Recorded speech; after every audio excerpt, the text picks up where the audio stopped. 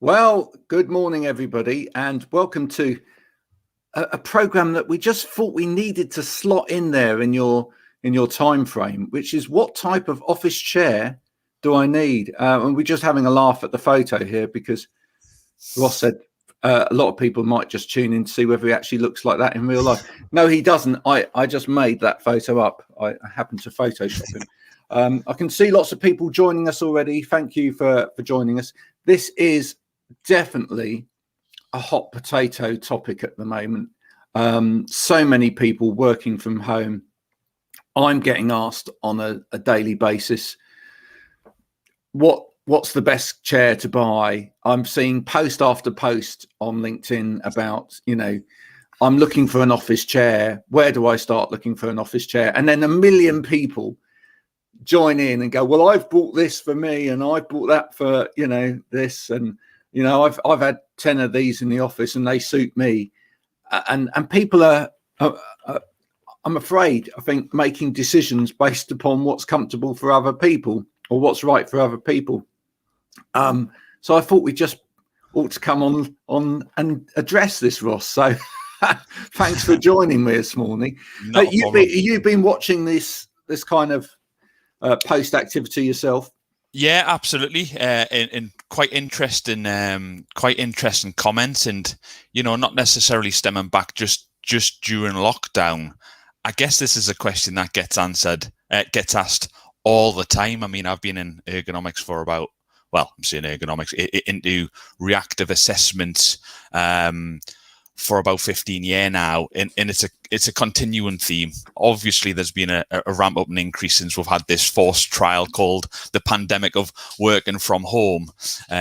People have had to be a little bit more dependent on themselves, maybe decision making, and ultimately scrambling to get an answer relatively quickly rather than taking the time to have an assessment or speak to somebody who might be able to give them some advice. Yeah, and the thing for me here is that whole area of people making a decision based on one comment by somebody else, which is like, I believe this chair is really comfortable. Why don't you buy it?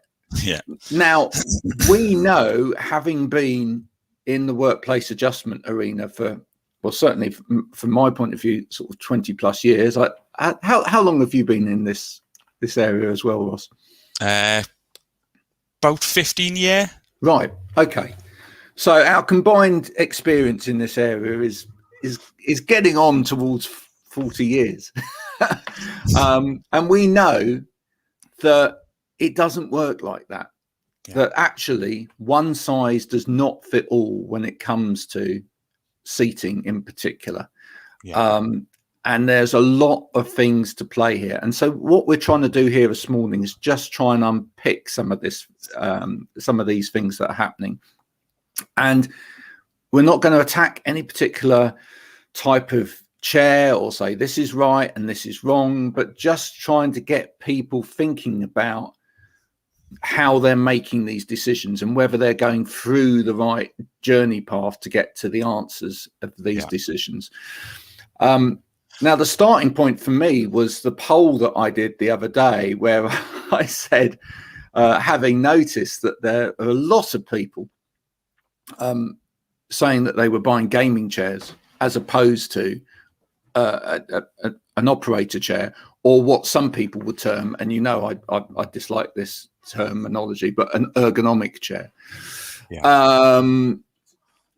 And what was happening was that I think that an awful lot of people also do gaming in their life as much as they do office work. And they look quite cool, and they look ultimately very comfortable. But it shocked me, actually, those figures, that most people would, out of that poll, would actually choose a gaming chair over an operator chair. Someone just said, one that is comfortable to you. Duh. Well, is it that? And that's what I want to bring up. Is it about comfort if you're using this chair day in, day out for long periods of time throughout the day to do work? And I will always come back to the story that I've told before, which was the best letter I've ever got from somebody that I assessed for a seat. Started off by saying, I hated that chair that you recommended for me from the day that you recommended it, and I still don't like it now. However, my physio has said to me that since I've been using this chair, my mobility has improved by 80%. Yeah. And actually, this has changed my life. Thank you from the bottom of my heart, etc., etc. Because actually, one of the things that we assume in our heads is that actually it's about comfort, and it's not necessarily about comfort. Our bodies being comfortable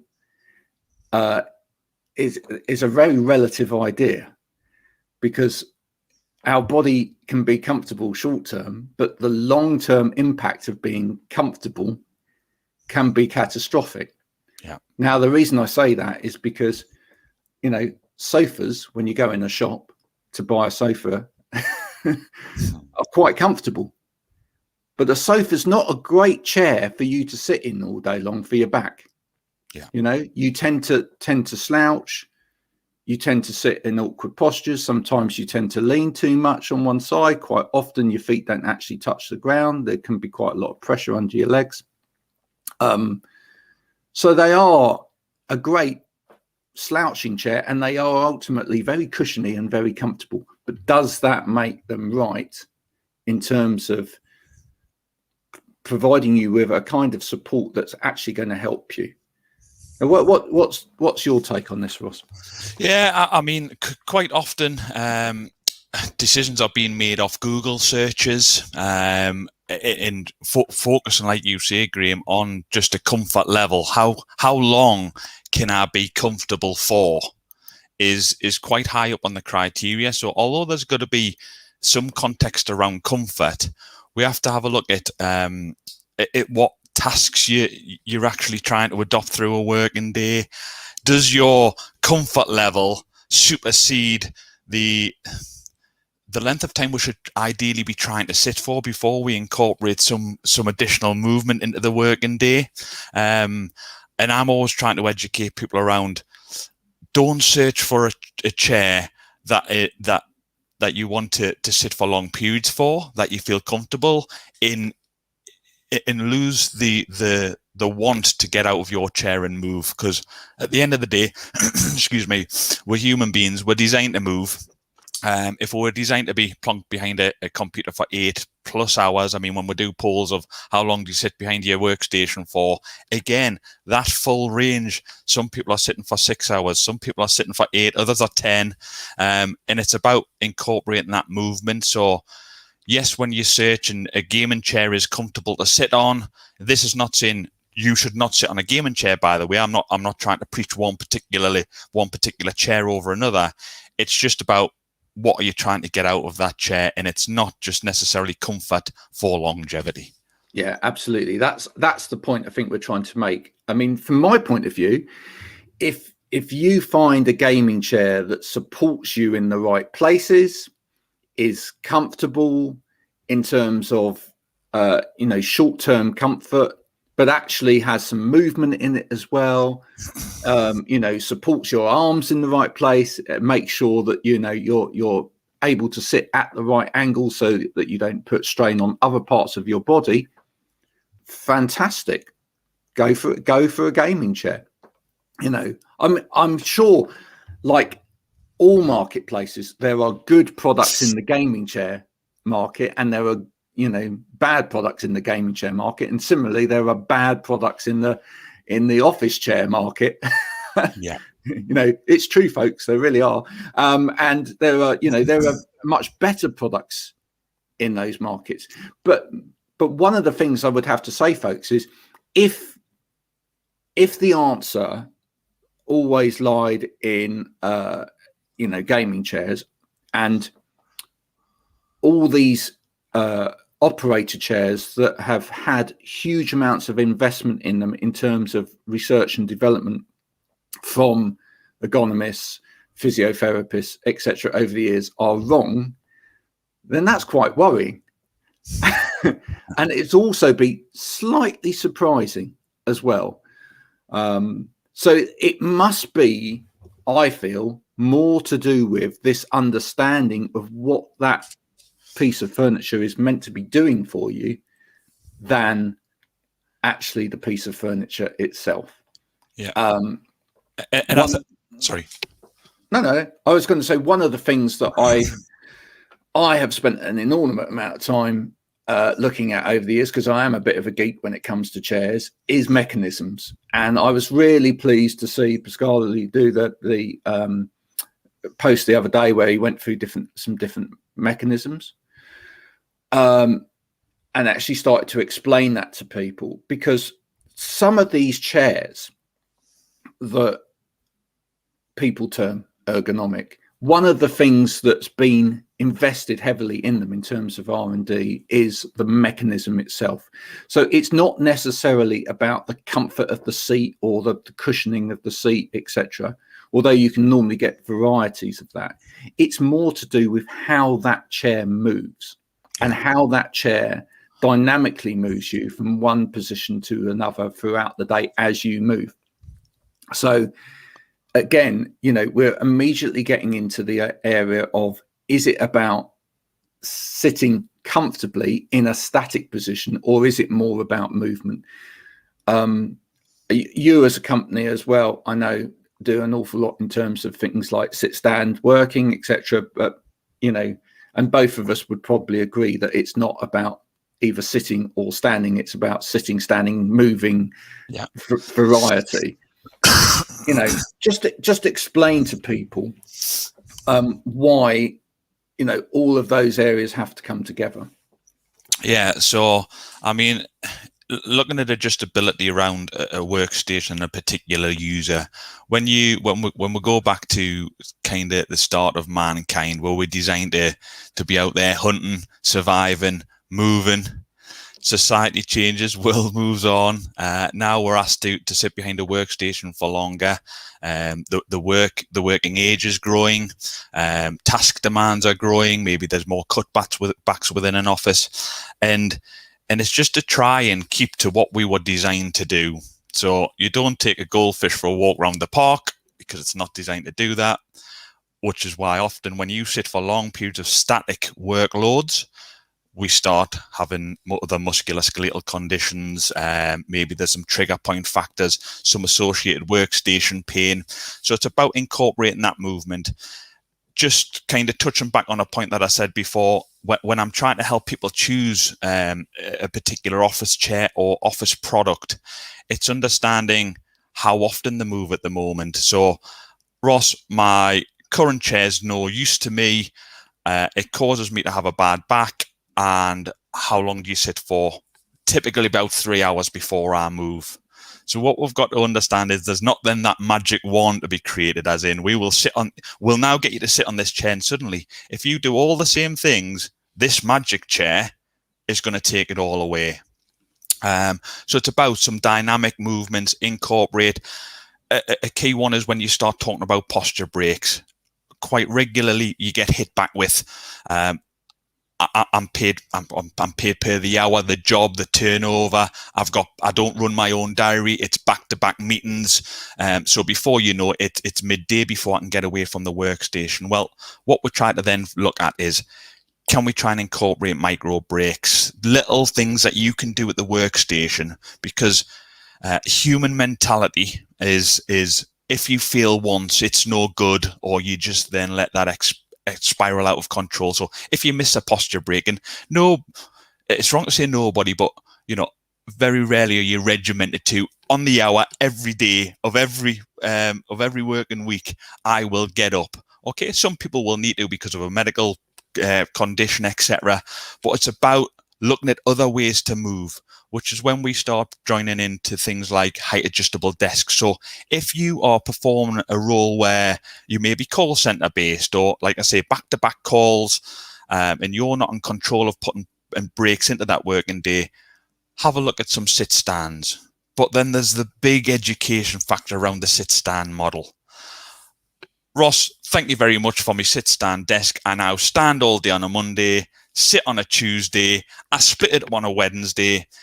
Actually, you're not getting value for money, which is a point that we would like to get at that point. Understand the reasons why you're incorporating a product. So a sit-stand, if you have a look at what's called the Hedges Law of 3 S's, which is a guideline factor for a sit-stand method, is for every half an hour that you're working, sit for 20 minutes, stand for 8 minutes, and stretch for 2. Stretch doesn't always have to be the yoga performed behind your workstation if you're on a camera like this, but it could just be the stretch means if you're doing plenty hydration, your posture break will come naturally, as in you're going to have to nip to the loo.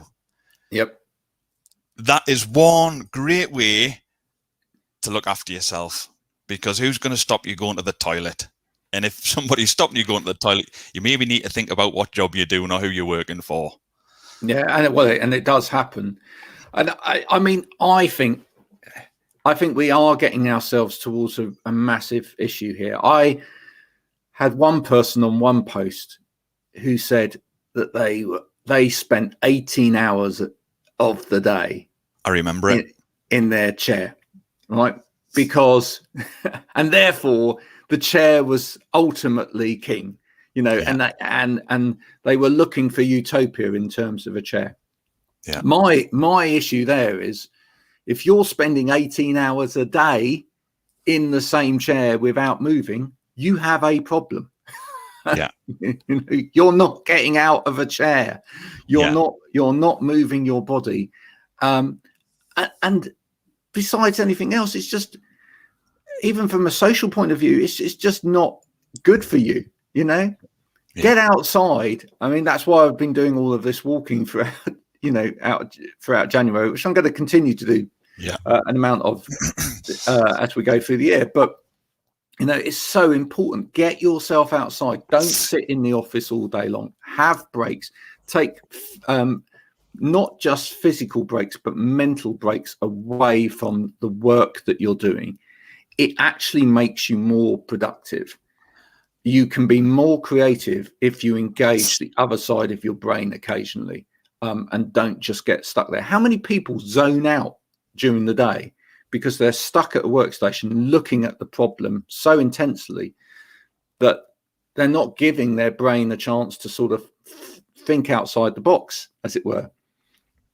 It's an old story that I've often told, but a software house just down the road from me here, when he built that building for all of his programmers who sit all day long, he also built a tennis court. And regardless of how bad they were at tennis, he made everybody in that building go out and play some tennis every day, because that's where the moments of genius would happen. Yeah. Because the oxygen to the brain, not thinking about the problem, suddenly the brain goes, oh, I've got it. We can become zombies. We can actually become, for anyone that believes in the zombie apocalypse, we can become zombies that sit there and go. And if you find yourself during the day just sitting there looking at the screen thinking, oh, I must get more motivated, I must do this, just move then, because you're not actually doing anything for your business at that point in time. Not a sausage. So, as you said earlier, I think assessment is key.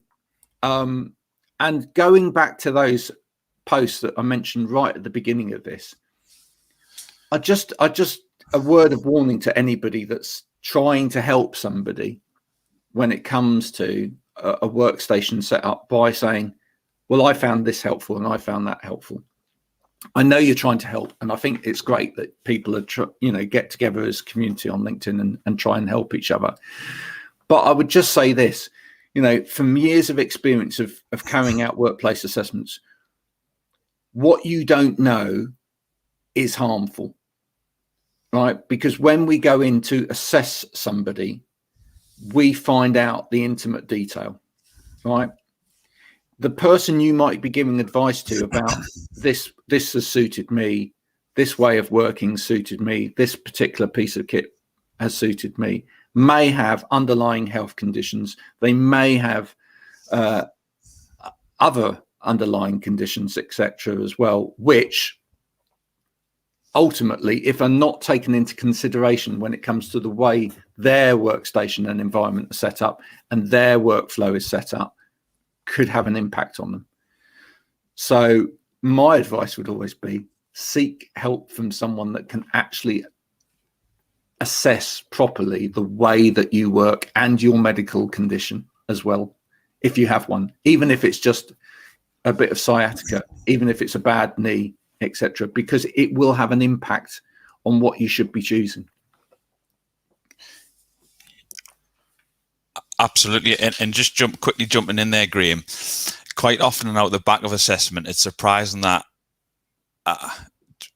reduction of the use of products can also help people. And I think there's that bit fear factor of, if I get somebody in to do an assessment, they're going to recommend something that is so expensive, way overboard of what I need.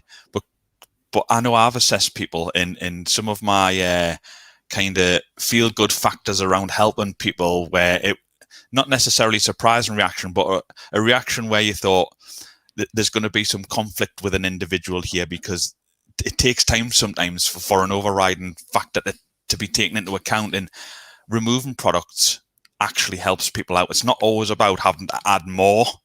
It's, are you using what you've maybe, you've picked up off your neighbor next door, they've bought, I've got a footrest. It's great. I've gotten a lot of benefit. Well, I better get a footrest. And then, my monitor's been raised so high. I've never thought about that.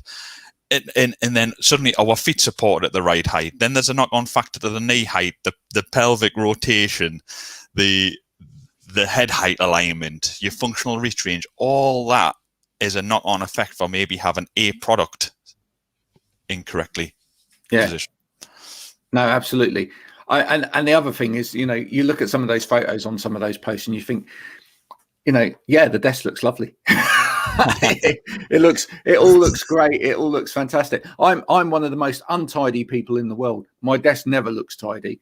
That's just the way I am. But from perspective of making sure that I use things to make me comfortable for short periods of the day, but then incorporating breaks, avoiding any kind of static posture, etc. I've got it down. It's not about whether it looks great. It's about whether or not you actually understand, the methodology behind the things that you've got. Let's take a few comments. There's some beautiful comments that have come in. One from Simon. I applied for a job at a radio station that had a swimming pool. Sadly, no one ever used it. I think people were afraid of losing their jobs if they were not at their desk. That is a very major issue, actually, in a lot of businesses, and we will have seen that over time. And for me, that's something that hopefully will change going forward. I'm hoping that if lockdown and this pandemic have done anything, this move towards people working from home and people wanting to work from home because they feel they can move a bit more, or they have more flexibility, I think we'll start a quiet revolution, hopefully, that if people do get encouraged to go back to the office, that they will say, well, yeah, but hang on a minute. When I was at home, I was just as productive for you. But do you realize I was, able to take a break when I needed to? I was able to go pick the kids up at 3:00 if I had to. But do you know what? I still got the work done, didn't I? And businesses will now be faced with, hopefully, this challenge that they see that their people need more flexibility in their working lives in order to go forward. And if they don't get it, then they'll be moving to a company where they can. So I think that's important. Yeah. Any comment on that? Absolutely. We've already seen that transition starting. So again, the lockdown, I think that was a forced trial that we were never, ever going to get. And unfortunately, it's taken a pandemic to do that. We've already seen organisations that were renting floors out in Canary Wharf, employing thousands of people, where it was business in the office was then forced to work from home. And actually, they're now starting to supply the home worker with the relevant amounts of equipment that they need to replicate that office setup that they had, so that the job function is still the same, because they've already seen that actually it does work when everybody's working from home. We're still as productive. Now, again, there may be people out there saying, oh, but my role won't allow me, or the business. Again, it's so unique. It's not a broad scope to say, well, everybody will just work from home. But where it's going is there's definitely a transition from, you don't have to be glued behind your desk to make your job work. Yeah, no, absolutely. LinkedIn user, who I know who this is, right, because he never comes up as his own profile. This is Stephen Howe in disguise. Says work and move from Backer is a great software solution to encourage movement throughout the day. Shameless plug. Thank you very much for that, Stephen. Yeah, that they have a piece of software. Other pieces of software are available on the market. I have to say that. Sorry, Stephen.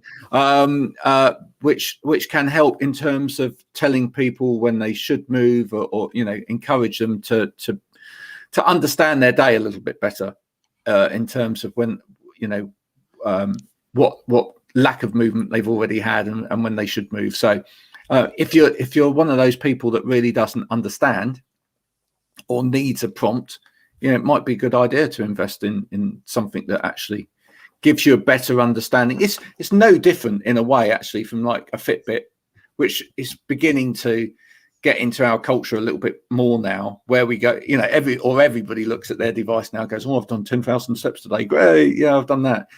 We need to think about that in terms of our sitting as well. I've sat on my bum for X amount of hours a day. Whoa, that's not very good. I need to get up and move.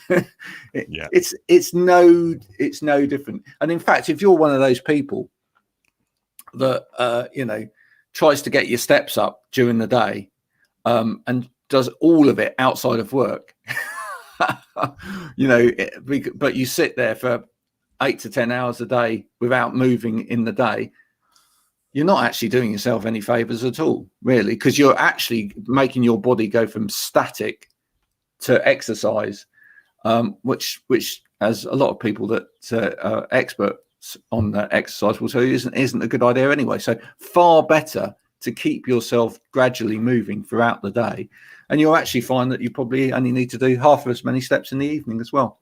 There you go, little bit of advice for you there, and you didn't have to pay me. So thanks for joining me to talk about this. I'm sure some people will be utterly disappointed having watched this, thinking that we were going to turn up and go, the magic answer is by this particular chair. It solves all the answers. But ultimately, the message is you can't do that. Nobody can do that. If there was one chair that solved everything. Well, would be quite rich, wouldn't we, if we had the magic wand? Well, and also, one particular seating company would be incredibly rich. But the fact that there is all of this variety out there should tell people something, which is that, clearly one size does not fit all. We need to have the different options available so that we can get the options right for different people. And there are, can I say as well, and you will know this, Ross, there are a load of seating options out there as well that most people have never even dreamt of. Yeah. There are chairs with mechanisms that actually move around the hips. There are chairs that actually enable you to engage your core. There are specialist chairs with split backs, which are particularly good for various conditions like spondylitis, or if you've had a laminectomy or something like that. So, don't judge every chair by just how it looks. There are chairs that, are different and vary because of the nature of what someone's going through medically or what type of condition that they've got. So, and that's really important. So if people need advice, where do they go to? Well, yeah, you can start off by coming to Online Ergonomics. We can have a telephone call with you. We can facilitate some remote assessments at this time, just to try and get an insight into your working setup. Obviously, face-to-face assessments in the normal world, but something. So, of course, I encourage you to use online ergonomics. That's who I represent. I think we're one of the market leaders in what we do. However, to leave you with a fairest point to take out of this session is, even if it's not online ergonomics, speak to somebody who knows around the way around a workstation assessment and setup, just to get some advice. You're going to build a house, speak to a builder. You want a chair, speak to somebody who deals with chairs. But I would always encourage trying to have somebody who has an open scope of products, so that you're not forced down one particular route. You have an open scope so that you can identify the best product, best solution for that end user and their goals, tasks, and requirements. Yeah. And ultimately, I'd say as well, it's worth paying for your assessment. The reason I say that it's worth paying for your assessment, I mean, people have paid me for assessments over the years. I don't sell anything, right? The reason it's worth paying for your assessment is that ultimately, at the end of that, you walk away with advice, and it's not about a sale. Yeah, you know, what you're ultimately looking for in terms of that assessment piece is to give you a good understanding of what it is that you should be doing, what it is that you should be looking for in terms of equipment, etc. Not necessarily buying into that. You know, that decision should be, or that information should be separate from the buying information. Yeah. So it may well be that the supplier of the assessment can also facilitate selling you the products that you need as well. But if they're charging you for the assessment, it means that actually they're keeping that advice separate from the sale as well. Yeah. So, you know, don't be scared to say, I want to pay for my assessment, please, because that, you know, actually helps everybody out here. It certainly means that you come away with this going, I can now make a choice as to what I buy and where I buy it from, but I have an understanding of what I need. And we can't push this home enough, because ultimately what we don't want to see is 18 months down the line from now, a lot of people suffering because of making bad choices in terms of and decisions in terms of their overall kit setup. Okay, so thanks for joining me. Remember, a chair is for life, not just for Christmas, although Christmas is gone now. And hopefully we will be back at some point to address any other concerns you've got. If you've got any concerns around the area of working from home,